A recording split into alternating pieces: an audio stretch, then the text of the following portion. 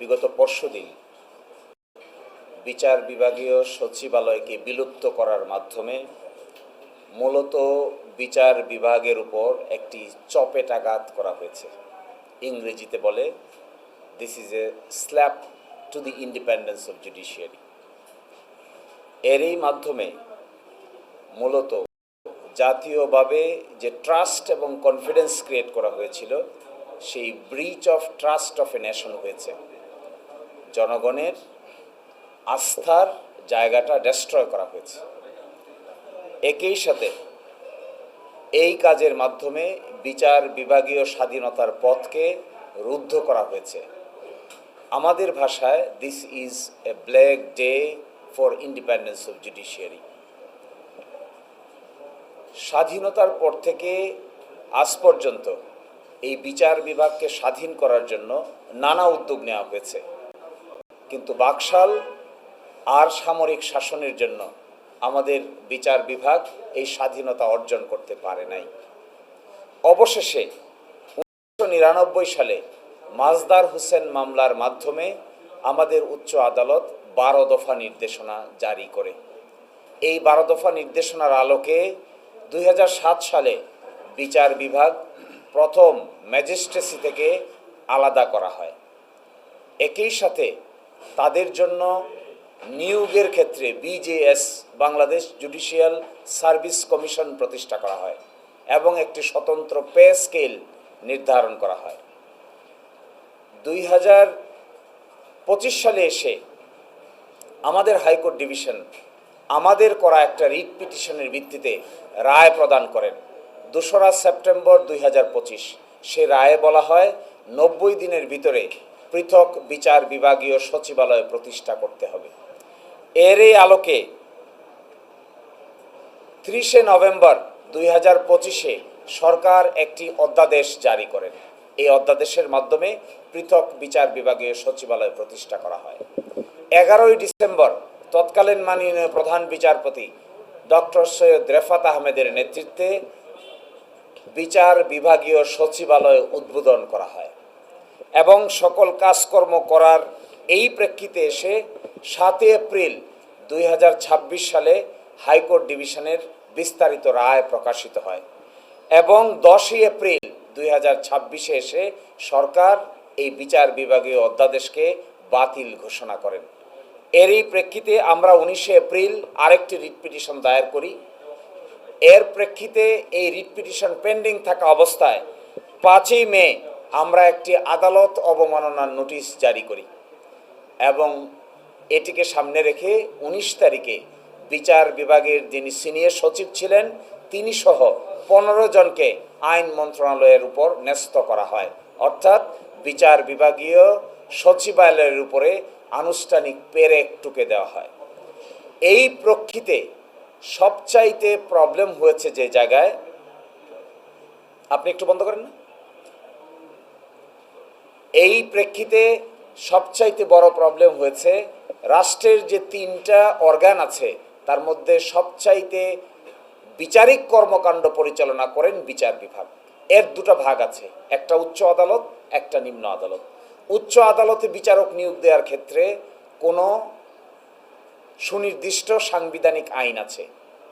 নিম্ন আদালতে বিচারকদের নিয়োগ দেওয়ার ক্ষেত্রে আগে বিসিএস পরীক্ষার মাধ্যমে নিয়োগ দেওয়া হতো। এখান থেকে আলাদা করে বিজেএস নামে একটা সিস্টেম চালু হয়েছে। এটার নাম Bangladesh judicial service commission. Appeal বিভাগের একজন বিচারপতির নেতৃত্বে এই কাজটি করা হয়ে থাকে। এই অ্যাপয়েন্টমেন্ট প্রক্রিয়াটা এখন স্বচ্ছভাবে মেনটেন করা হয়, কিন্তু তাদের ছুটি, তাদের বদলি, তাদের পদোন্নতি এবং তাদের শৃঙ্খলা এগুলো সব কিছু ছিল আইন মন্ত্রণালয়ের হাতে। ফলশ্রুতিতে তারা আইন মন্ত্রণালয়ে তাদের ইচ্ছার বিরুদ্ধে কোনো আদেশ দিলে তারা বদলি করে দেন, কাউকে পদোন্নতি দেন না, কিংবা শৃঙ্খলাজনিত অভিযোগ আনয়ন করেন। এই সমস্যার সমাধানের জন্য এইবারেই প্রথম তাদের বদলি, তাদের ছুটি, তাদের শৃঙ্খলা এবং তাদের পদোন্নতি, এই 4টা কাজ সঠিকভাবে সম্পাদন করার জন্য প্রধান বিচারপতির অধীনে একটি স্বাধীন বিচার বিভাগীয় সচিবালয় প্রতিষ্ঠা করা হয়েছিল। এখানে 15 জন বিচার বিভাগীয় কর্মকর্তাদেরকে নিয়োগও দেওয়া হয়েছিল। আমরা খুবই আশ্চর্যজনক যে এই যে জুলাই জাতীয় সনদ যা তারা বলছেন, এটার ৩৬ নম্বর অনুচ্ছেদে দেখবেন, ৩৬ নম্বর অনুচ্ছেদে ৩৩টি দলের ভিতরে শুধুমাত্র এক দল ছাড়া বিএনপি সহ সকল দল একমত যে স্বাধীন বিচার বিভাগীয় সচিবালয় প্রতিষ্ঠা করা হবে এবং ১১৬ অনুচ্ছেদ থেকে আমরা বিচার বিভাগকে মুক্ত করব।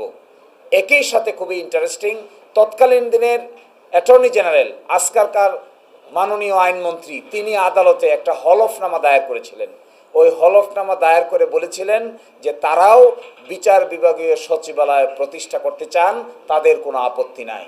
কিন্তু আজকে দেখা যাচ্ছে এই বিচার বিভাগীয় সচিবালয়কে তারা ডিস্ট্রয় করেছেন। আমাদের বিবেচনায় স্বাধীন বিচার হলে আমরা যার পক্ষেই বিচার যাক না কেন আমাদের কোনো আপত্তি নেই। বিচার যদি আমাদের বিরুদ্ধেও যায় তাতেও আমাদের কোনো আপত্তি নাই। সঠিক বিচারের মাধ্যমে, ন্যায় বিচারের মাধ্যমে আমাদেরকেও যদি আদালতের আসামি হিসেবে দাঁড়াতে হয় আমাদের কোনো আপত্তি নাই। কিন্তু বিচারকদের স্বাধীনভাবে কাজ করতে না দিলে একটি সভ্য সমাজ গড়ে উঠতে পারে না। সরকার যদি কোনো সিদ্ধান্ত নেয় যা নাকি সংবিধান সম্মত নয়, আইনসম্মত নয়, বিচারকরা সেটি দেখবেন, বিচার করবেন, পক্ষে বিপক্ষে যা রায় দিবে আমি অসন্তুষ্টি হলে আপিল করব। কিন্তু বিচারকদের আমি বদলি করে দিব, তাদের পদোন্নতি দেব না, তাদেরকে সুন্দরবন বান্দরবন পাঠিয়ে দিব, এটি কোনো স্বাধীন বিচার বিভাগের ক্যারেক্টার হতে পারে না। বাংলাদেশ জামায়াত ইসলামী সর্বদাই স্বাধীন বিচার বিভাগের পক্ষে এবং স্বাধীনতার সহিত বিচারকরা এই বিচারকার পরিচালনা করবেন, তাতে আমাদের কোনো আপত্তি নাই। আমরা মনে করি বদলি, ছুটি, পদোন্নতি আইন মন্ত্রণালয়ের হাতে থাকা উচিত নয়, এটা সম্পূর্ণভাবে সুপ্রিম কোর্টের কাছে থাকা উচিত। এই বিধান যদি ভায়োলেট করা হয় তাহলে অধস্তন বিচার বিভাগ তার স্বাধীনভাবে কাজ করতে পারবে না। রাতে ৩টার সময় কিংবা বিকালে কিংবা সন্ধ্যার সময় আদালত বসিয়ে যাকে ইচ্ছা তাকে সাজা দেওয়ার যদি অভিপ্রায় থাকে তবেই আইন মন্ত্রণালয় এটা নিয়ন্ত্রণ করতে চাইবে। আর যদি এই অভিপ্রায় কারো না থাকে তাহলে সুপ্রিম কোর্ট বিচারকদের নিয়ন্ত্রণ করবে। আইন মন্ত্রণালয়ের এখানে কোনো ভূমিকা থাকার কথা নয়, সরকারের কোনো ভূমিকা থাকার কথা নয়। সরকারের বিরুদ্ধে আদেশ হলে সরকার আপিল করবে, বিচারককে বদলি করবে কেন? বিচারককে পদোন্নতি দিবে না কেন? তার যদি পদোন্নতির সময় হয়ে থাকে তিনি পদোন্নতি পাবেন। তিনি যদি করাপ্ট না হন, আচরণবিধি ভঙ্গ না করেন, তাহলে তিনি আইন অনুযায়ী ফাংশন করবেন। কিন্তু পছন্দময় সই আদেশ না দিলে তাদের উপর চড়াও হওয়ার জন্য একটা নাগ পাশ তারা আইন মন্ত্রণালয়ের হাতে রেখে দিচ্ছেন। এটার নাম হলো সচিবালয়।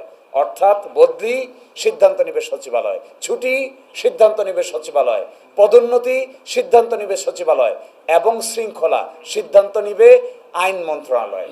এই আইন মন্ত্রণালয়ের করায়ত্ত থেকে স্বাধীন বিচার বিভাগের সচিবালয় প্রতিষ্ঠা করে প্রধানমন্ত্রীর নেতৃত্বে বিশেষ কমিটির আলোকে এই সিদ্ধান্তগুলো নেওয়ার বিধান করা হয়েছিল।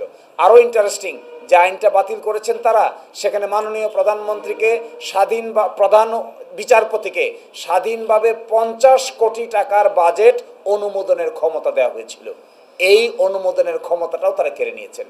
এবং আমাদের অধস্তন বিচার বিভাগে 2200 বিচারক আছেন, 2200। এই 2200-র মধ্যে প্রায় 2000 বিচারিক কাজে আছেন, বাকি 200 বিভিন্ন জায়গায় প্রেষণে আছেন। এই 2000 বিচারক তাদের কর্মকাণ্ড পরিচালনা করতে গিয়ে হিমশিম খাচ্ছেন। পৃথিবীর ইতিহাসে মনে হয় বাংলাদেশেই একমাত্র দেশ হবে যেখানে প্রতি ৭৮,০০০ মানুষের জন্য একজন ম্যাজিস্ট্রেট, একজন বিচারক নিহিত আছে। এই ৭৮,০০০ ম্যাজিস্ট্রেটের জায়গায় আমাদের সুপ্রিম কোর্ট অর্গান বাড়িয়ে বিচারকের সংখ্যা বাড়ানোর ক্ষমতা পেয়েছিলেন। এই ক্ষমতাটা কেউ কেড়ে নেওয়া হয়েছে। অর্থাৎ এই ক্ষমতা এখন আইন মন্ত্রণালয় ইচ্ছা করলে নিয়োগ দিবে, ইচ্ছা করলে সংখ্যা বাড়াবে, ইচ্ছা করলে সংখ্যা কমাবে। সুপ্রিম কোর্টের প্রধান বিচারপতির বলার আর কোনো এখতিয়ার থাকলো না। আজকে এটি চেম্বার জজ আদালতে একটু পরে শুনানি হবে, বাকিটা আমরা আদালতের উপর নির্ভর করব।